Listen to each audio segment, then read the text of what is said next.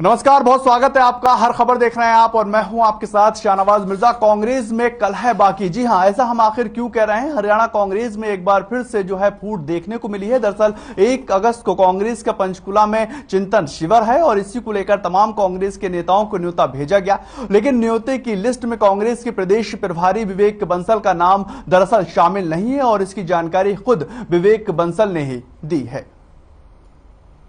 शिविर बहुत अनिवार्य है। पार्टी का अखिल भारतीय कांग्रेस कमेटी की तरफ से आह्वान किया गया था उदयपुर संकल्प शिविर के तदुपरांत किसी कारणवश ये स्थगित होता रहा और अब उसकी तारीख सुनिश्चित की गई थी। पिछले दिनों जब प्रदेश अध्यक्ष आए थे कि 1 तारीख को प्रस्तावित था और उसका क्रियान्वयन हो रहा है। और महत्वपूर्ण ये नहीं है कि मुझे सूचित किया गया कि नहीं किया गया और सार्वजनिक किया गया कि नहीं की गई सूचना पर हो रहा है, ये अपने आप में महत्वपूर्ण है और मुझे पूर्ण रूप से विश्वास है जिस उद्देश्य से ये आयोजित किया जा रहा है उस उद्देश्य को पूरा की प्राप्ति करेगा और पार्टी संगठन को प्रदेश में गतिशीलता चिंतन। तो वहीं पर अब भारतीय जनता पार्टी ने इस पूरे मामले पर कांग्रेस को घेरना शुरू कर दिया है और क्या कुछ उन्होंने कहा है आपको सुनवाते हैं। चिंतन शिविर के अंदर प्रदेश के प्रभारी को ना बुलाना कांग्रेस की रीति और नीति और बटी हुई कांग्रेस का एक प्रतिबिंब है। उन्होंने इस समय जिस प्रकार से अपने प्रदेश पदाधिकारियों में जो प्रदेश प्रभारी हैं उनको ही नहीं मानते हैं, तो ये सिर्फ ये दिखाता है कि ये बूटा कांग्रेस अलग और बाकी कांग्रेस अलग है। ये दिखाता है कि कांग्रेस के अंदर बदतमीजी का दीमक लग गई हुई है और वो देश के लोकतंत्र के साथ भी वही बदतमीजी कर रहे हैं जो वो लोगों के साथ और अपने पार्टी के अधिकारियों के साथ भी करते हैं।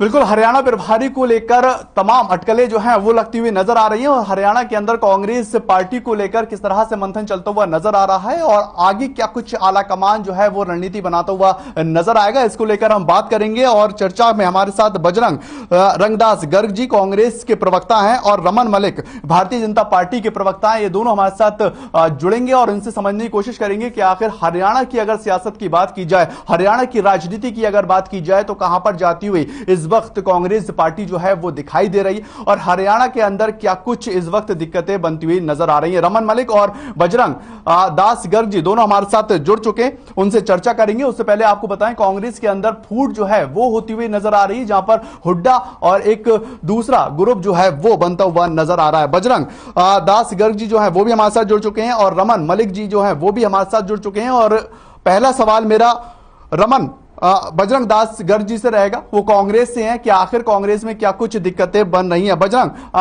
रंगदास जी, अगर आपको मेरी आवाज मिल पा रही हो तो पहला सवाल, क्या कांग्रेस के अंदर फूट जो है वो हरियाणा में होती हुई नजर आ रही है? ये तो भारतीय जनता पार्टी की फैलाई हुई अफवाहें हैं, क्योंकि उन्हें पता है कांग्रेस पार्टी पूरी तरह से मजबूत है और आज हरियाणा के अंदर देश के अंदर एक ही मुद्दा है, महंगाई, बेरोजगारी, खराब कानून व्यवस्था। इसके लिए लेकिन बजरंग दास जी, अगर बात की जाए कांग्रेस पार्टी अगर हरियाणा के अंदर मजबूत है, जो चिंतन शिविर होने वाला है उसमें आपने जो प्रदेश के प्रभारी हैं विवेक बंसल उनको ही न्योता नहीं दिया? ऐसी कोई बात नहीं है। आपके चैनल में मैं खुद ही सुन रहा था। विवेक बंसल जी बयान ये चिंतन शिविर बहुत महत्व है और ये बड़ा सफल रहेगा, क्योंकि पिछले दिनों जो राजस्थान के अंदर जो शिविर लगा था उसके अंदर फैसला हुआ था देश के हर राज्य के अंदर चिंतन शिविर लगाया जाएगा, जिसकी ड्यूटी प्रदेशाध्यक्ष की लगाई गई थी। प्रदेशाध्यक्ष हरियाणा में जहां भी चाहे वो शिविर लगाए और कांग्रेस पार्टी ने उनके लिए लेटर इशू किया है। लेटर के नंबर 4 नंबर कोरम के अंदर शपथ जो राष्ट्रीय महामंत्री है और सचिव है, राष्ट्रीय हमारे सचिव है, सबको बुलाया गया है। 4 नंबर कोलमा पढ़ लेना, मेरे पास लेटर भी है मेरे मोबाइल जिस समय एफिडेविट करें उसके अंदर लेटर भी है, उसमें स्पष्ट लिखा हुआ है कि जो व्यक्ति जो मैन व्यक्ति है उनको जो कॉपी भेजी गई उनको बुलाया गया। दूसरी बात, आज लेकिन अगर बजरंग बिल्कुल बिल्कुल गर्ग साहब, अगर बात की जाए तो जो विवेक बंसल जी का जो बयान आया है उसके महत्व क्या, उसके मायने आखिर क्या नजर आ रहे हैं? क्या कांग्रेस पार्टी, हरियाणा कांग्रेस पार्टी जो है, क्या वो दो गुटों में बढ़ती हुई फिलहाल नजर आ रही है? नहीं, कोई गुट है ही नहीं यहाँ। हाँ, गुट तो मैं यही बता देता हूँ, गुट किस बात का है? क्या कुछ बट रहा है? गुट तोड़ है, सब एक है, एक प्लेटफॉर्म पर खड़े हैं। हाँ, ये कह सकते हैं भाई मान लो कोई विधायक अपने हल्के में प्रोग्राम कर रहा है, कोई अपना राज्यसभा सांसद कर रहा है, कोई पूर्व मंत्री कर रहा है, कोई पूर्व सांसद कर रहा है, आप उसको गुट मानने में अपनी कांग्रेस की मजबूती के लिए काम कर रहे हैं।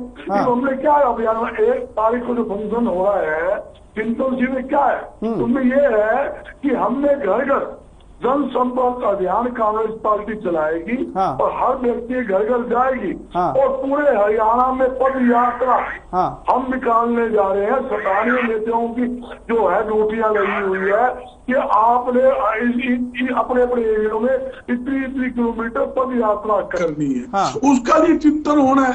हाँ। कोई इशू ही नहीं है किसी। बिल्कुल गर्ग साहब, ये एक महत्वपूर्ण सवाल है। कांग्रेस पार्टी हर घर जाती हुई तो नजर आ रही है, लेकिन क्या हरियाणा के अंदर अपना घर बचाती हुई नजर आ रही है? मेरे साथ रमन मलिक जी, भारतीय जनता पार्टी के प्रवक्ता, भी हमारे साथ जुड़े हुए हैं। आपके पास मैं आपको लौटूंगा, उनसे अगर जानने की कोशिश करें। रमन जी, कैसे देख रहे हैं हरियाणा कांग्रेस की ये जो कलह है? क्या आपको लग रही है दो गुटों में कांग्रेस पार्टी हरियाणा में बढ़ती हुई नजर आ रही है?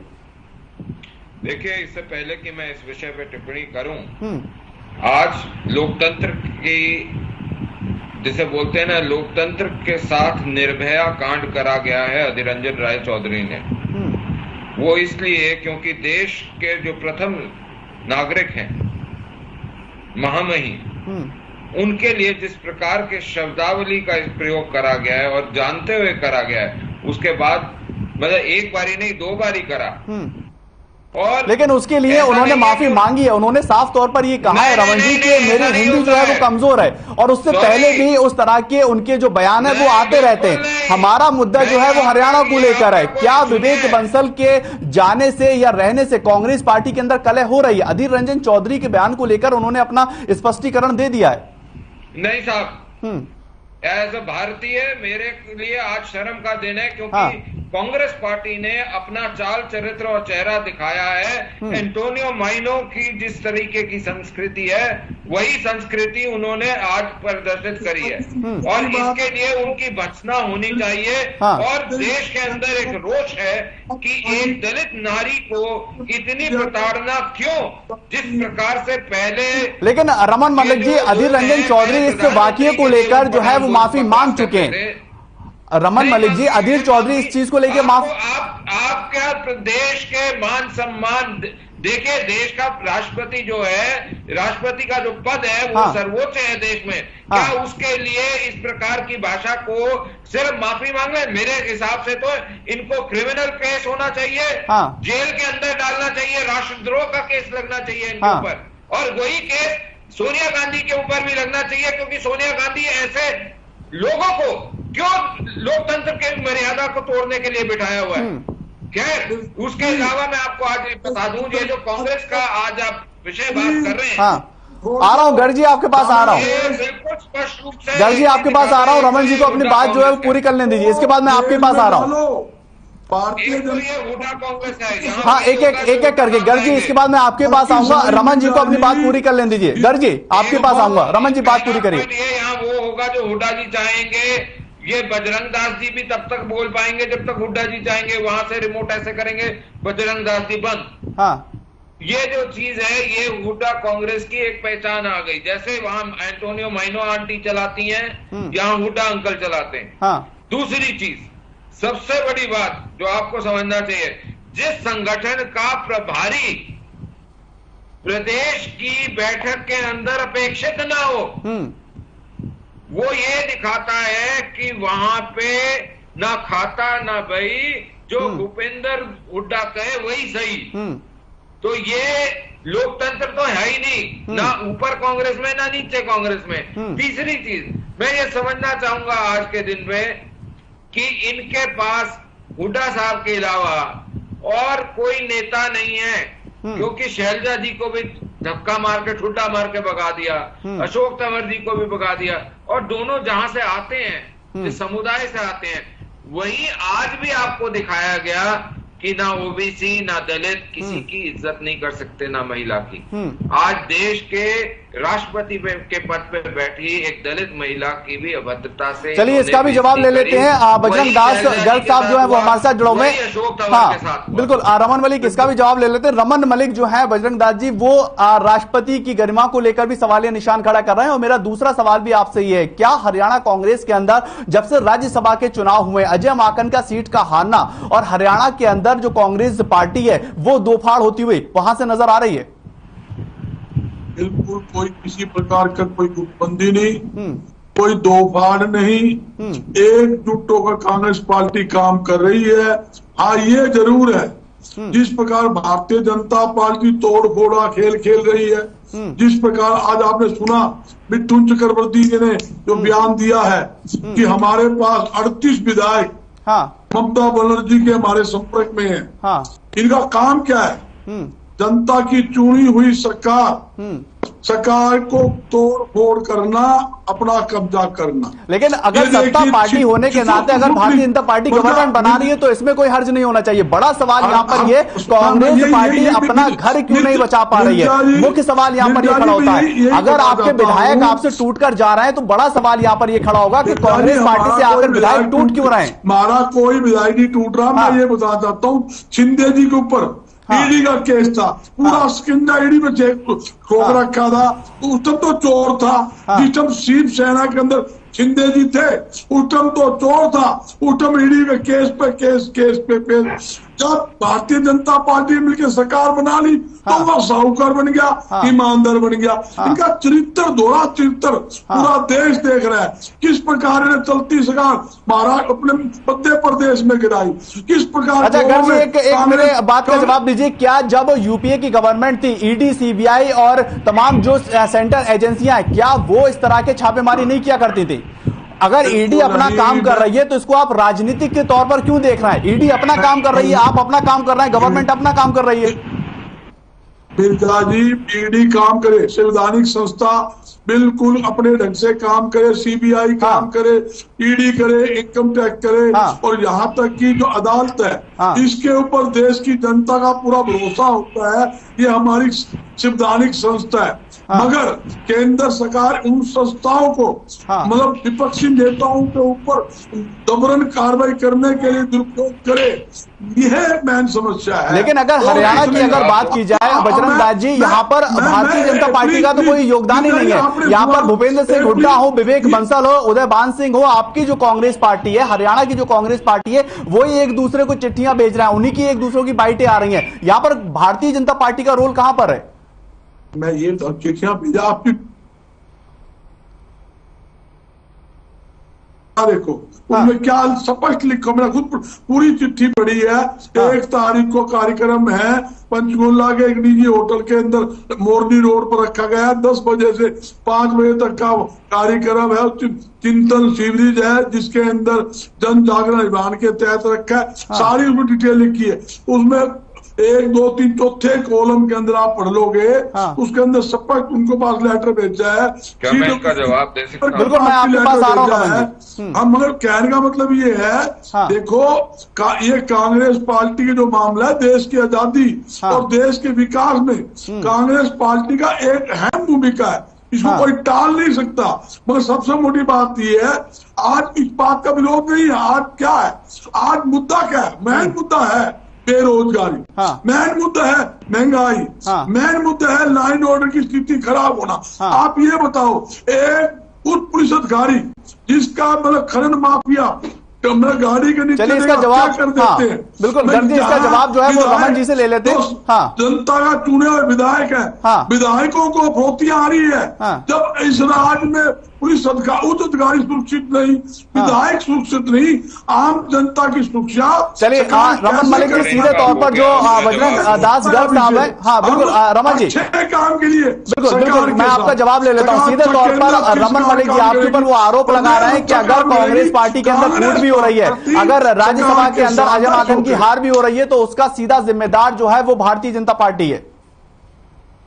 चलिए अच्छा है बजरंग दास जी, क्योंकि अगर इस सब की जिम्मेवार भारतीय जनता पार्टी है और भारतीय जनता पार्टी आपके संगठन को जब चाहे नचा सकती है ना, तो इसका मतलब आपका संगठन, आपके अध्यक्ष, आपके कार्यकर्ता और आपके सुपर बॉसेस जो हैं वो निठल्ले और राहुल गांधी जैसे बुद्धिमान हैं। दूसरी चीज, ये जो ईडी की बात आप बार बार करते हैं ना, मैं आपको और संगठनात्मक काम कैसे होना बजरंग दास जी को पता है। बजरंग दास जी से पहले जब भाजपा में थे उन्होंने बहुत सारे शिविर करे, सारी चीजों को देखा है, संगठन की वैल्यूज को समझते हैं। अलबत्ता कांग्रेस में जाके ऐसी वैल्यूज उनको नहीं मिलती होंगी, लेकिन स्क्रीन पे कभी नहीं बोलेंगे वो। मैं उनकी मुस्कुराहट ये बहुत स्पष्ट रूप से ये बताती है।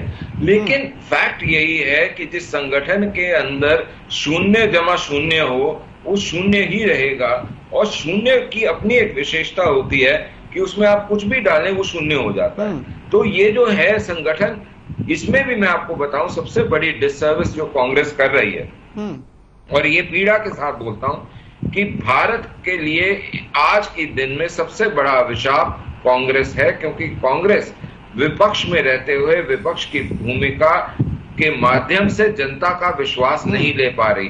क्योंकि जब हम विपक्ष में थे हमने भी चीजों के लिए संघर्ष करा, हमने भी पार्लियामेंट के अंदर सारे कार्यविधि, बिल्कुल ये एक लोकतंत्र की खूबसूरती होती है कि विपक्ष होने के नाते आप अपना विपक्ष का जो चेहरा है वो दर्ज करवाएं। लेकिन बजरंग, हाँ बिल्कुल आता हूं मैं रमन जी, लेकिन बजरंग जी अगर बात की जाए, हाँ बिल्कुल आता हूं मैं आपको, अगर कांग्रेस की बात की जाए गर्ग जी, तो मध्य प्रदेश में भी हमने देखा किस तरह से कांग्रेस पार्टी टूटी और ज्योतिरादित्य सिंधिया जो है वो भारतीय जनता पार्टी में शामिल हुए। राजस्थान से भी खबरें आती रहती है, गहलोत और सचिन पायलट के बीच में जो है रिश्ते बेहतर होते हुए नहीं नजर आ रहे हैं। जहां जहां कांग्रेस पार्टी मजबूत है, आखिर वो क्या वजह है, वो क्या कला है कि कांग्रेस पार्टी वहां पर दो फाड़ होती हुई नजर आती है, और जो बुनियादी मुद्दे जो लोगों के हैं वो अपने मुद्दे नहीं सुलझा पाती, लोगों के मुद्दे कहां से जनता के जो सवाल है वो सरकार तक ले जाएगी। मिर्जा जी, आपने शिंदे की बात की, महाराष्ट्र की, मध्य प्रदेश की करी, मेरे साथी रमन जी ने कहा ईडी के बारे में बोला। मैं एक बात पूछना चाहता हूँ मिर्जा जी, भी 8 साल हो गए केंद्र की सरकार बने ने और हरियाणा के अंदर बने ने।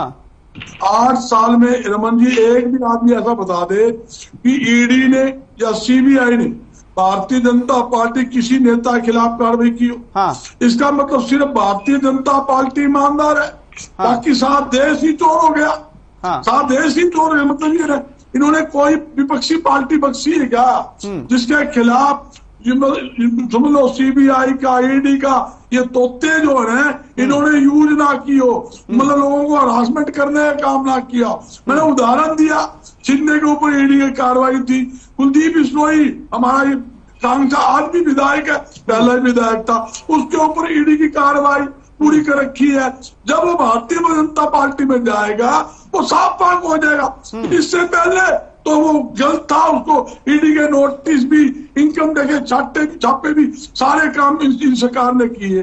और दूसरी बात, जहां आपने सवाल किया कांग्रेस का, देखिए अगर कांग्रेस 0 है, मेरे साथियों भी कांग्रेस सुन ले भाई, सुनने बिना ना 10 बने, ना 100 बने, ना 1000 बने, ना 10,000 बने, ना लाख बने, ना 10 लाख बने, सुनने बिना कुछ नहीं बनता। सुनने वो चीज है आगे जिसको आदमी को ले जाते हैं। आज 31 विधायक हमारे कांग्रेस पार्टी के, इन्हें बार बार एक ही बात होती है, हाय कांग्रेस, हाय कांग्रेस। इनको भारतीय जनता पार्टी को सपने में भी कांग्रेस दिखती है। आप इनका नारा देखोगे, क्या नारा भारतीय जनता, भाई कांग्रेस मुक्त भारत करना है। अरे भाई कांग्रेस मुक्त, जिस कांग्रेस ने भारत देश को आजाद कराया, आजादी में अपना खून बहाया, देश के अंदर विकास करवाया, जो विकास कांग्रेस पार्टी ने देश में कराए, जो सरकारी संस्थाएं बनाए, वही संस्थानों भारतीय चलिए रमन मलिक जी से इसका जवाब ले लेते हैं। बिल्कुल बेच रही है कि telephone exchange, railway station, airport, आप LIC, ये कहा किसने? तो ये तो गवर्नमेंट के तहत आपका काम था ना। कोई मतलब यहाँ सत्ता में बैठे हुए लोगों के लिए मलाई चाटने के लिए थोड़ी ना जनता जो है वो वोट देती है। तमाम तो काम तो जनता के हित में आपने काम किए हैं। गवर्नमेंट किसी की भी हो,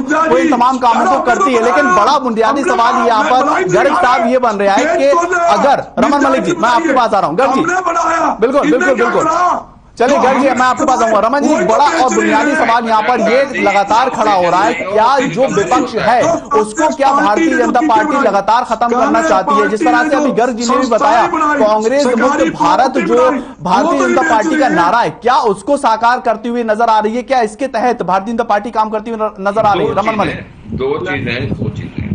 सबसे पहले तो मैं बजरंग भाई को बोलूंगा कि थोड़ा सा शांति से बोले, क्योंकि दिल जो होता है वो हाइपरटेंशन में खराब हो सकता है, और मेरे बहुत अजीज हैं।